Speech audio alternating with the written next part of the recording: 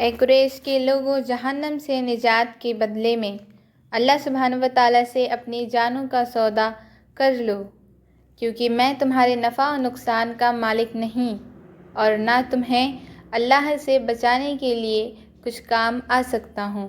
بسم اللہ الرحمن الرحیم۔ السلام علیکم ورحمۃ اللہ وبرکاتہ۔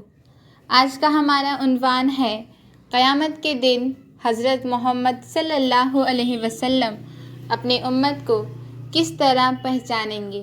صفا کی پہاڑی پر انہی دنوں اللہ سبحانہ و تعالیٰ نے ایک اور حکم اتارا کہ تمہیں جس بات کا حکم دیا جا رہا ہے اسے کھلم کھلا بیان کر دو، مشرکوں سے منہ پھیر لو۔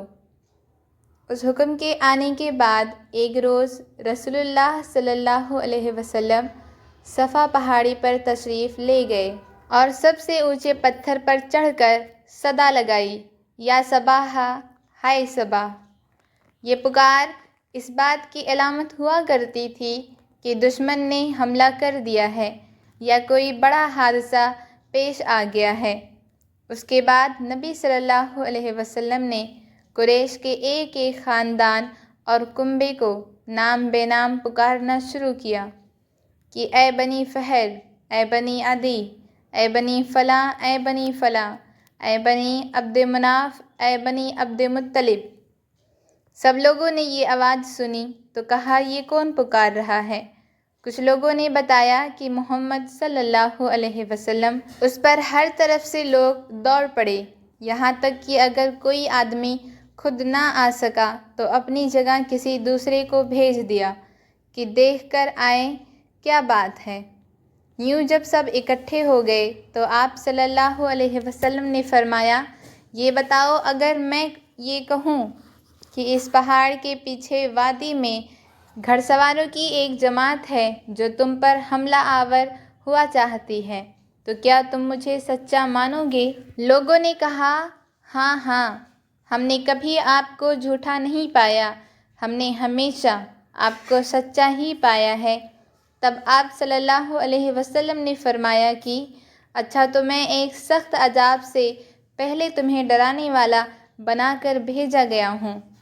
میری اور تمہاری مثال ایسی ہی ہے جیسے کہ کسی آدمی نے دشمن کو دیکھ لیا اور جھٹ پٹ دوڑا کہ گھر والوں کی حفاظت کا بندوبست کرے، لیکن اس نے خطرہ محسوس کیا کہ کیا دشمن اس سے پہلے انہیں آ دبوچے گا، لہٰذا وہ زور زور سے پکارنے لگا، یا صباح، ہائے صبح۔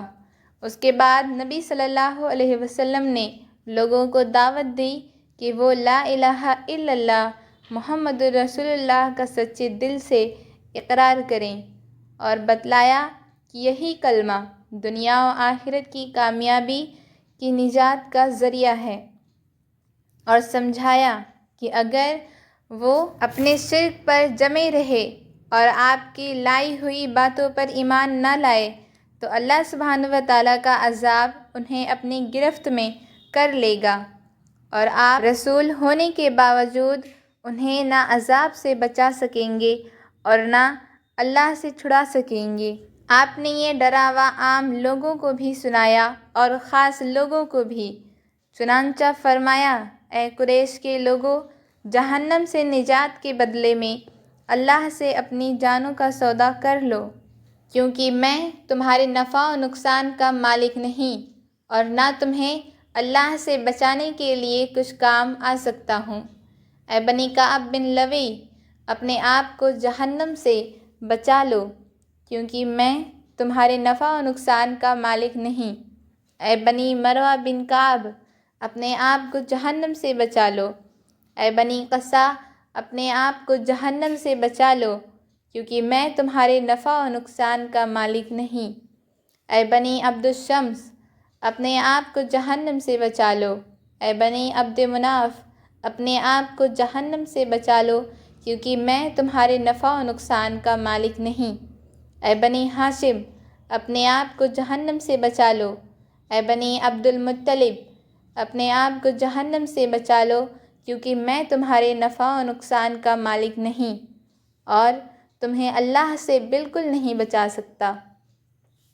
میرے مال میں سے جتنا چاہو مانگ لو، مگر میں تمہیں اللہ سے بچانے کے لیے کوئی اختیار نہیں رکھتا۔ اے عباس بن عبد المطلب، میں اللہ سے بچانے کے لیے تمہارے بھی کچھ کام نہیں آ سکتا۔ اے رسول اللہ صلی اللہ علیہ وسلم کی پھوپھی صفیہ بنت عبد المطلب، میں اللہ سے بچانے کے لیے تمہارے بھی کچھ کام نہیں آ سکتا۔ اے رسول اللہ صلی اللہ علیہ وسلم کی بیٹی فاطمہ، جو مال چاہو مانگ لو، مگر اپنے آپ کو جہنم سے بچاؤ، تمہیں بھی اللہ سے بچانے کے لیے کچھ کام نہیں آ سکتا۔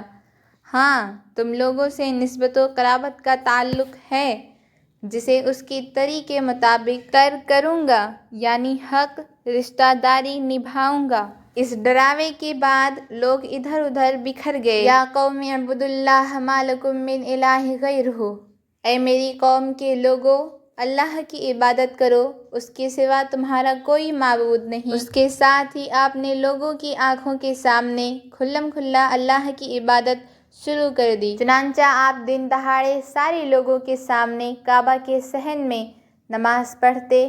آپ کی تبلیغ دھیرے دھیرے کامیاب ہوتی گئی، ایک ایک کر کے بہت سے لوگ مسلمان ہوتے گئے، اور جو مسلمان ہوئے ان میں اور ان کے گھر کے دوسرے لوگوں میں دوری اور نفرت بھی پیدا ہوتی گئی۔